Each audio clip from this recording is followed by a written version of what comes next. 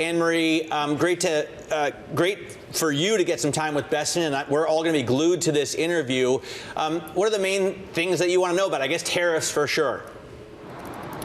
Yeah, tariffs for sure, especially as the Treasury Secretary is really taking now the lead when it comes to tariff negotiations. Very different than when I spoke to him less than 2 weeks ago after what the president called Liberation Day, and he told me at the White House that he really wasn't involved in these negotiations. So as Neil Dutta put it recently in a note, Donald Trump is going to crack a few eggs, and it's Scott Bessent's now time to make an omelet. So trade will be a key part of this interview. Also, I've been fielding a lot of calls and emails today when we told our viewers that I'll be sitting down with the Treasury Secretary, and I keep getting this question: why is he here? Well, the IMF in Argentina inked a $20 billion loan on Friday. Some of that actually is going to be front-loaded. $12 billion they'll get on Tuesday. So part of this can also just be a show of force, especially for someone like Javier Milei, who's been a strong supporter of President Donald Trump, one of those handful of world leaders that showed up to his inauguration.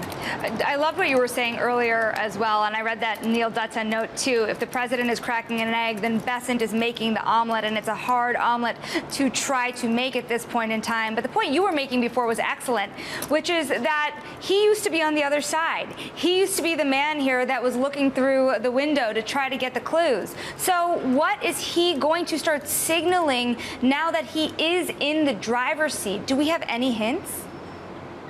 Well, I think what you're going to want to hear from the Treasury Secretary, the market certainly wants to hear, is a little bit more of a roadmap on where these trade deals are going. He's going to be in Buenos Aires today. Maybe we'll get some details on what the 10% tariff rate the United States put on Argentina means. Argentina is a very protectionist country, though, so are they willing to lower their rates when it comes to U.S. products coming into this country? And then, of course, the rest of the week is going to be very trade-driven for this Treasury Department. Right. They're sitting down with the Japanese this week, as well as sitting down with the Spanish economy minister after the Spanish prime minister went to China. So I think you're going to hear a lot on trade this week, specifically when it comes to this administration. Remember, they have 90 days in this pause to try to ink some 70-plus deals. And Annmarie, we only have a minute left with you, but as you mentioned, it seems that Treasury Secretary Bessent taking the lead here in these tariff negotiations. Where does that leave Commerce Secretary Howard Lutnick? Because wasn't his role designed to be more focused on these trade policies?